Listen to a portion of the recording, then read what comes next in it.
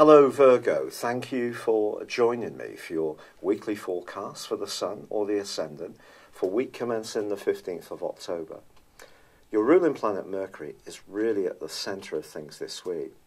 Remember, Mercury is all about communication, and it's also in your case, because your sign is ruled by Earth, gives you an appreciation of how you can use your mind or your attention to detail in order to achieve tangible results. But Mercury this week is clashing with Mars. And although Mars is no longer clashing with Venus, as it has been the first 2 weeks of this month, Venus does continue to track backwards in a retrograde, suggesting that your personal expression, your thoughts, your words, the way even the sound of what you say can be important. And with Mercury clashing with Mars, there could be a kind of brittle atmosphere that is created. And this can also see us jump into conclusions, because Mars makes us jumpy, especially in the 6th house, where, as I've been saying to you, it's a bit pointed, a bit sharp, brilliant for working hard, but not necessarily so good for seeing the big picture.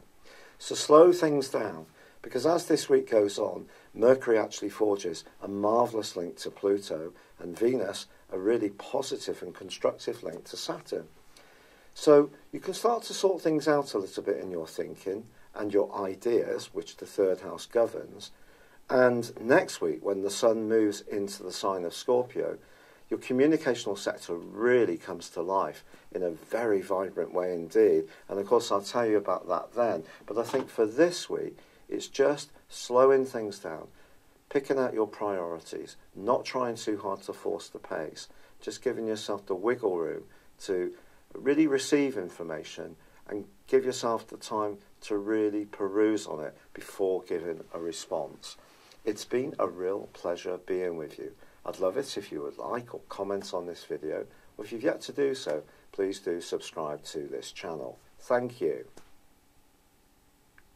Hello Virgo, thank you for joining me for your monthly forecast for October. Welcome. For the Sun or the Ascendant, this is going to be a fascinating month. You've probably read or watched a video already about the importance of Venus this month, going into, as it does, a retrograde on the 5th. For you, this is happening in your sector of everyday communication. Now, you're not usually a very glib person anyway, and not inclined to just blurt out things without thinking about it. But essentially around your relationships, particularly with neighbours, perhaps with siblings, there can be a period through to the end of October when you are thinking carefully about the importance of these ties. Now, Venus, of course, is also about relating, and it's also about money. In the 3rd house, yes, it's about your thinking, but it is squaring up to Mars the first 2 weeks of this month. Now, when Venus and Mars are working well, we get the perfect balance of masculine and feminine in the way we express ourselves. Mars is in a bit more of a sharp, pointed part of your scope, enabling you to work very hard, but also bringing out some of your more natural instincts. But it's going to be important not to punch home your point of view to the point that it actually loses effect because someone feels that you're being maybe a bit too acerbic, a bit too sour, essentially. So Venus's energy is softened a little bit or weakened. So just be aware that Mars can help you work hard, it can help you to say how you feel, but also consider consequences of what you're saying. Now, the Sun and Mercury, your ruler, certainly in the case of Mercury, spend the first third of this month together.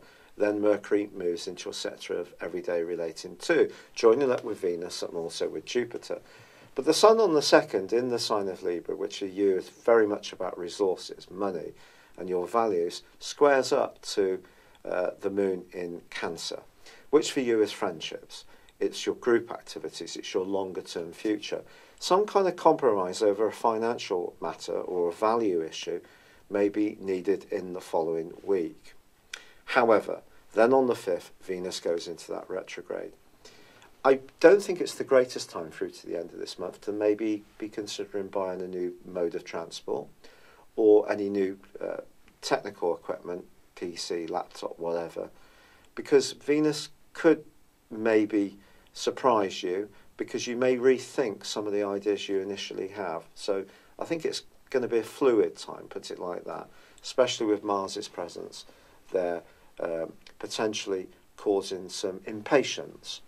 Now Uranus, of course, the planet of surprises, had been tangling with Mars from the second week of May pretty well to the end of September. The great news is that that aspect has come to a close. That's something we can all celebrate. It's not going to be repeated again for a while, not across those two zodiac signs of Taurus and Aquarius. But Uranus does stay in a part of your horoscope that's very much to do with freedom, travel, adventurism, a desire for a more stimulating existence. And it's still going to be very influential this month, as I'm going to tell you as the days go past. But we do have, on the 10th, Mercury, your ruler, moving into the third house, and that can help to sharpen up your thinking a little bit and help to overcome some of the muddliness that could come from Venus, because your communications with others may not be completely clear. Mercury will help a little bit, there's no doubt about that. And in fact, just to tell you, Mercury goes on to forge between the 20th and the 25th a sensational angle to Pluto. So if there is something that you want to tell people about that's important to you, those days can really help you to articulate it in a very crystal clear way. Find time to go for it, therefore. Now, we do have at the heart of this month, well, on the 9th to be precise, a powerful new moon, which ordinarily would help you to grapple with your resources over the following month in a potentially improving way. Now, resources obviously can point towards money.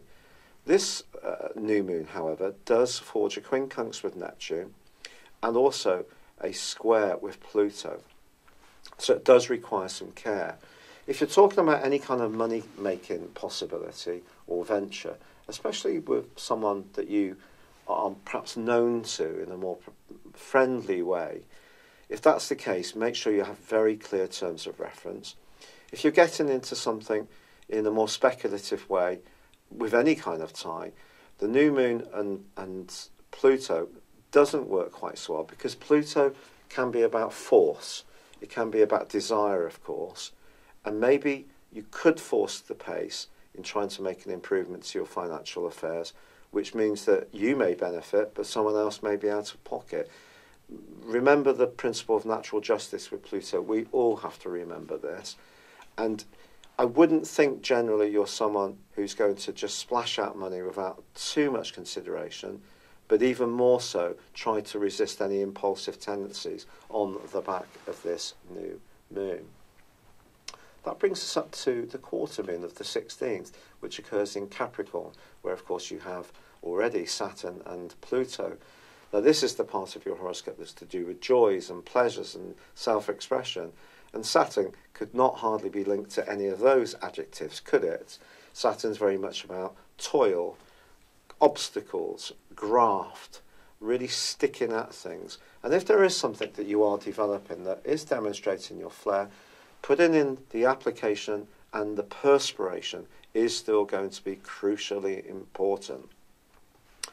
However, on the 23rd, the Sun does move into Scorpio, which I think for you is very, very good, because water is carried by earth. We've only got to think of a riverbed. So as the Sun moves here, it then meets with the reversing Venus. So we have a conjunction. And your words could be very, very potent on the back of this. You could say something highly meaningful and sincere, which could have a huge impact on the listener of your message. But on the other side of the heavens is Uranus. So Uranus opposite Venus, Uranus opposite the Sun. This creates a lot of electric energy, and particularly around your thinking and particularly around your communication. If you tend to encounter someone who's generally a bit resistant to your point of view, doesn't listen much, there's so many people that don't listen these days. They only want to talk about their story. But if you encounter someone who persistently doesn't hear something that's vitally important to you, perhaps an emotional message in an intimate relationship, you could find yourself moving into a much more outspoken mode. And I said to you before about Venus squaring up with Mars, to try not to be too pointed. Well, this will get to the point where you will have your say, because the full moon, which occurs on the 26th, is conjunct with Uranus in the sign of Taurus. It's also going to be forging a grand fixed cross with the North Node, which is in a very tender part of your house. The North Node is known as the dragon's head, and the North Node is very much about opportunities. It's kind of like a mini Jupiterian influence. And since the 10th of May 2017, it's been asking you to embrace the more psychological and spiritual side of your nature. You've probably seen this in your thinking and way of being.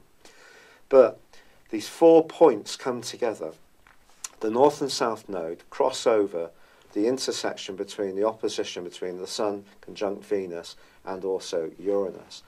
And because it's all fixed energy, that can create a degree of resistance, because fixed likes permanence. It's not fluid like your sign. You get flexibility, you get that you learn ideas and you evolve. Fixed energy is not like that. It digs in. It doesn't necessarily want to move. So that's why I'm saying, if you encounter someone who doesn't want to hear your message, or you're feeling much more spontaneous, and maybe it's your own inner blockages that you need to challenge here, Virgo, something has to give. Your voice will be heard. You could do something completely spontaneously, and it can be like a breath of fresh air. Even if you do take a bit of an emotional risk, or book to go on a holiday to somewhere that's completely random and different to you've ever been before, or you join a new club, learn a foreign language, do something that sees you connected with people from a completely and radical different background, it will be so positive for you, because it will help you to evolve. Now, your ruler Mercury moves on the last day of this month into Sagittarius, which is very much to do with your home, family and emotions. And after all this electric energy, tension and pulsating vibrations, I think you might be in the mood for a bit of a breather, to be honest, which would be understandable. But I think all this is hugely exciting. So although Venus is retrograde this month, you can see there's loads more powerful stuff going on that's complementing it as well. And I think some buried emotion could come up in that last week of this month. But if it does, even if it does lead to a row, a bit of a frank exchange, you leave a job that's dogged you for years, you get yourself a new mode of transport, even if I'm suggesting it's not necessarily the best thing to do, but you show a bit more of a rebellious side, it really will be good for you in some way. Now, of course, every action has a consequence, and I'm not advocating that you do anything like walk off your job, walk away from a relationship, but I do think you need to speak out. So if there's anything you've been bottling up, let it come to the surface. It will be really good for you emotionally and physically too.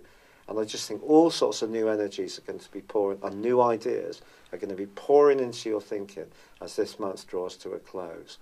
It's been a real pleasure being with you, Virgo. I'm still struggling with the rheumatoid arthritis. I'm doing all the natural stuff. I've had so many wonderful suggestions, which I've embraced. Quite a lot of CBD oil, turmeric, especially hot. Apparently that's vital with pepper. And also ashwagandha, taking that as a tea. So doing all the good stuff. But unfortunately, I'm still suffering. So at the moment, I'm on the steroids. So I may have to go on to something called methotrexate, which apparently is not a very nice thing. It's a chemo drug. But obviously, I've got to be able to function, because I have really been struggling to do my work. But thank you so much for all your kindness, for joining me. Good luck, and goodbye for now.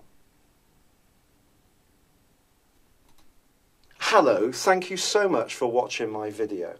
I'd love you to join me at my Horoscope Ace app. You can find this at www.horoscope-ace.com. You can use it through Android, iOS, Apple or Facebook. Check out your ascendant or your moon sign, or download your free birth chart. There's all your favourite videos, plus there are daily, weekly, monthly and yearly horoscopes for general, love, Chinese and Indian astrology. If your passion is tarot, there's my brilliant 3-card money or love tarot readings too. And it's all there at www.horoscope-ace.com. Thank you.